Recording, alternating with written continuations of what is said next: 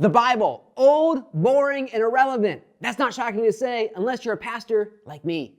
You were made for adventure, and we can guide you. I'm not supposed to say any of those things. I'm supposed to tell you how exciting this book is and how amazing it is and all that stuff, but I get it. It is old, like super, super old, 4,000 years old, older than Stonehenge old. And it's boring. There's whole chapters in here that will put you to sleep.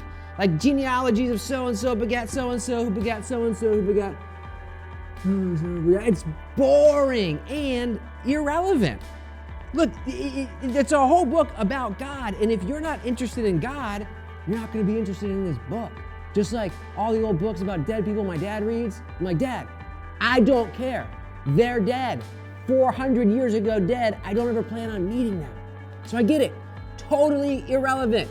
Totally boring, totally old. That's exactly what I used to think. That's exactly what I used to think until I started to ask some questions about life. I grew older and put down my video game controllers, walked outside, and I started to wonder about how things were made.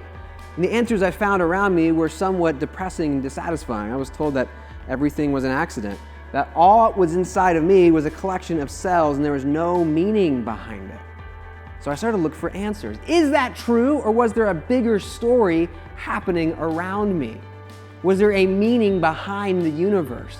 And that's when, all of a sudden, this book started to become very interesting, because in the pages of this book, I found a God writing a story that explained everything, all the meaning behind it, and get this, gave a purpose to my life, told me I wasn't an accident. And the purpose he made me for, by the way, wasn't to just read this book and sit around and think nice thoughts. It was to inspire me to change the world. And I'd be like, that sounds crazy. That story is unbelievable. Yeah, well, inside the pages of this Bible, I read a story about a guy named David who faced a giant that everyone else was scared of. Everybody else said could never be defeated. It was just here to stay. And then God used this scrawny little kid, which I've always been my whole life, to knock down the giant. I started to look at the world differently around me, see the giant problems that everyone just says are here to stay. Poverty, you can't change that. Racism, you can't change that. All this stuff is just here, you can't do anything about it. I saw a God who said I can.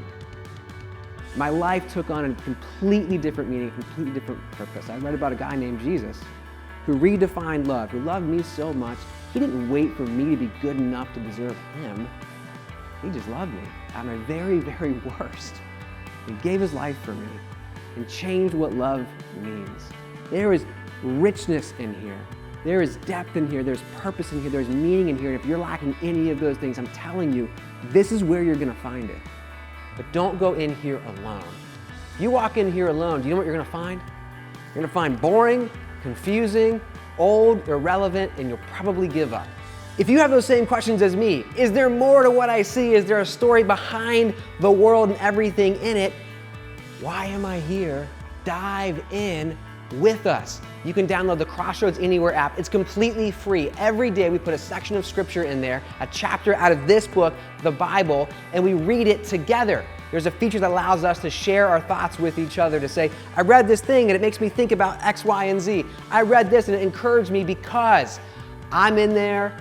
Other people are in there from our community that you may know and may recognize, and hundreds of people in there every day diving into this book together and finding something incredible, finding meaning and purpose to life.